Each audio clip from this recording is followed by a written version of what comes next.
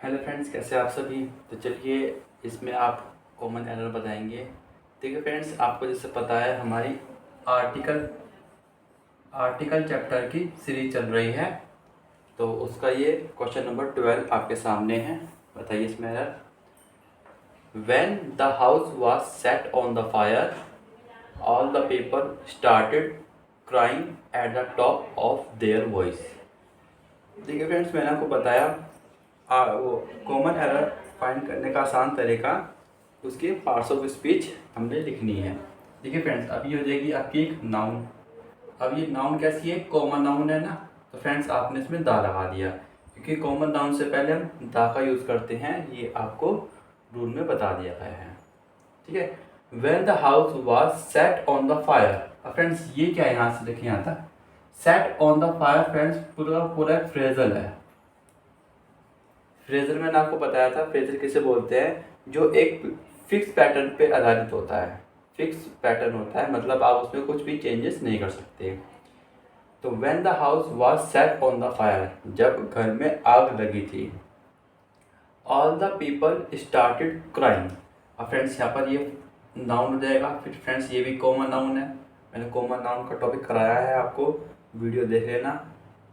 When the people, ऐसे में दा लग गया, all the people started. Friends started क्या हो जाएगी यहाँ पर, वर्ब की सेकंड फॉर्म। स्टार्टेड मतलब पास्ट टेंस, और ये भी पास्ट टेंस है, तो इसका मतलब सेंटेंस की सीक्वेंस सही है। Started crime. फ्रेंड्स देखिए, स्टार्टेड एक ऐसी वर्ब है, अगर उसके बाद भी एक वर्ब आती है तो वो हमेशा से ही आईएनजी में आती है।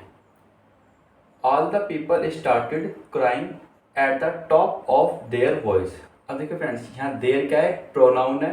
अब आपको पता है प्रोनाउन नाउन के लिए आई है, और नाउन यहाँ पर प्लूरल है, तो ये देयर सही है, ठीक है ना। चलिए, तो फ्रेंड देखिए इसमें एरर क्या होगा। When the house was set on the fire. अब देखिए फ्रेंड, इसमें एरर क्या है, मैंने आपको बताया था कि फ्रेजल वर्ब होती है जो कि बिल्कुल फिक्स पैटर्न पर होती है। तो जब फिक्स पैटर्न होती है तो उसमें दा का यूज नहीं होता। मतलब जब भी घर में आग लगती है तो हम उसको ऐसे बोलते हैं, when the house was set on fire. तो आग लगने का जो फ्रेजल वर्ब है सेट ऑन फायर है, ना कि सेट ऑन द फायर। तो फ्रेंड्स आपका वहां पर द गलत है, ठीक है फ्रेंड्स। चलिए नेक्स्ट। अब देखिए इसमें भी हम ये वाला टेंस नंबर 13, इसमें भी हम वही लिखेंगे। आपका सबसे पहले ये नाउन हो जाएगी, और फ्रेंड्स ये नाउन है तो ये हो जाएगी आपकी एडजेक्टिव। अब फ्रेंड्स मैंने बताया था आपको रूल में, जितने भी फर्स्ट सेकंड थर्ड फोर्थ इस तरह की जो काउंटिंग होती है उसको हम ऑर्डिनल काउंटिंग मानते हैं। क्या मानते हैं हम उनको, ऑर्डिनल एडजेक्टिव, ठीक है। चलिए, तो ये एडजेक्टिव होगी इन ए रैशनल सॉल्यूशन। फ्रेंड्स देखिए, आपको नाउन आइडेंटिफाई करनी है, क्योंकि जब नाउन आइडेंटिफाई करते हैं तो ही हमें पता लगता है उसकी एडजेक्टिव का, ठीक है ना। अब देखिए यहाँ पर ए का यूज़ किया गया है, ए का यूज़ किया है ना, तो इसका मतलब फ्रेंड्स ये एक काउंटेबल नाउन है। सॉल्यूशन, सॉल्यूशन एक काउंटेबल नाउन होती है। A first step in a rational solution to any problem. ये फ्रेंड्स यहाँ पर नाउन होगी, टू एनी प्रॉब्लम इज। अब देखिए फ्रेंड्स यहाँ एक हेल्पिंग वर्ब आ गई इज, तो यानी कि यहाँ से लेके यहाँ तक आपका सब्जेक्ट में काउंट होएगा चीज़ें, ठीक है। ये a first step in a rational solution to any problem is the recognition of the fact. Friends यहाँ पर नाउन आ जाएगा, the recognition of the fact. अब मैंने आपको बताया था कि जब नाउन आगे एक्सप्लेन या परिचित हो जाती है तो हम उसमें द का यूज करते हैं। The recognition of the fact that a problem exist.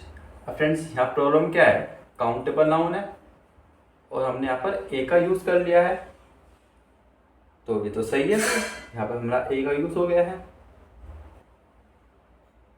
तो इसमें एरर क्या हो सकता है, देखिए फ्रेंड्स मैंने आपको बताया था अपने रूल वाले टॉपिक में, जब ऑर्डिनल एडजेक्टिव होती है तो हम उससे पहले द का यूज करते हैं,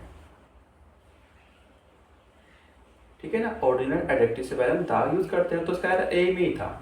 ये सिर्फ मैंने आपको पार्ट्स ऑफ स्पीच सीखना दिखाया, और क्या काउंटेबल नाउन होती है कौन से अनकाउंटेबल वो बताई, ठीक है। हाँ अच्छा, इसमें मैंने एक एग्जाम्पल दिया था आपको। हम ऐसे बोलते हैं ना, who was the first president of India. Friends वहाँ पे फर्स्ट था ना, तो वहाँ पर दा लगा हुआ था। Who was the first president of India, तो वहाँ पे ये मैंने एग्जांपल दिया था, उसी एग्जांपल के बेस आपका ये एरर था।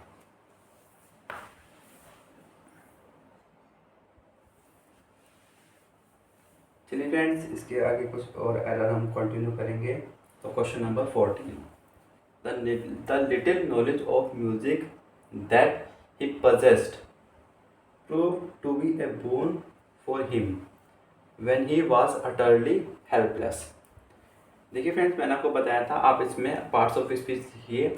तो ये क्या हो जाएगा आपका friends, noun. Little knowledge of music, ये भी नाउन हो जाएगा आपका। दैट ही पजेस्ड, ही आपका तो प्रोनाउन हो जाएगा, उसे छोड़िए अभी। He possessed prove to be a boon. Friends यहाँ पर बून एक नाउन है। Proved to be a boon, friends यहाँ पर बून देखिए, यहाँ ए लगा हुआ है तो इसका मतलब ये काउंटेबल नाउन है, ठीक है ना, ये सही है बून। और वैसे भी बून एक काउंटेबल नाउन होती है। देखिए ये रीडिंग करके हमें इसकी नॉलेज मिलती है कि कौन सी नाउन काउंटेबल है, कौन सी अनकाउंटेबल। ठीक है, ये काउंटेबल है, ये ठीक है। For him when he was utterly helpless, ठीक है फ्रेंड्स, ये हमारी क्या हो जाएगी, प्रोनाउन। ये प्रोनाउन है। अब प्रोनाउन की विशेषता बता रहा है ना, हेल्पलेस, यानी कि जब वह बिल्कुल ही हेल्पलेस था।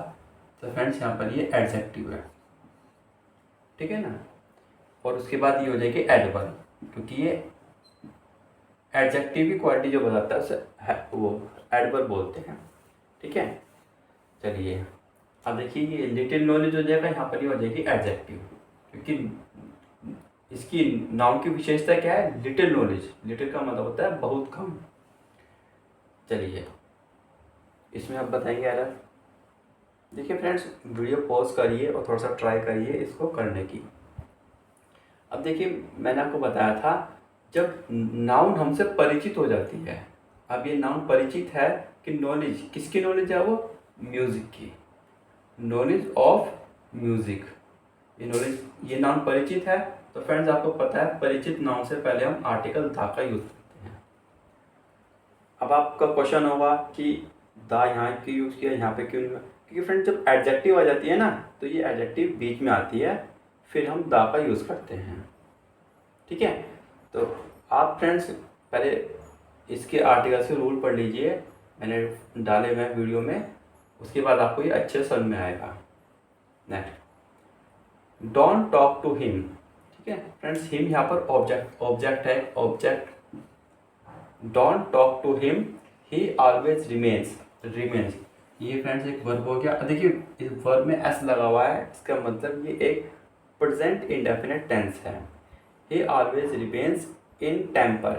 टेम्पर मतलब होता है, ये पूरे फ्रेजल वर्ब है। देखिए फ्रेजल वर्ब के क्वेश्चन आ गया है। दीज डेज मतलब इसका मतलब है गुस्से में। तो फ्रेंड्स मैंने आपको बताया था, जितनी भी फ्रेजल वर्ब है वो एक फिक्स पैटर्न पर चलती है, यानी कि फिक्स पैटर्न, हमें ये इसको याद रखना होगा। तो इसका फिक्स पैटर्न क्या है, इन ए टेम्पर। तो फ्रेंड्स यहाँ पर आपका ए आना था, आपका एरर इसमें है, ठीक है। तो चीज़ों को आप पार्ट्स ऑफ स्पीच लिखना आपको आना चाहिए, तो आप फिर उसमें एरर फाइंड करना हमारे लिए थोड़ा आसान हो जाता है।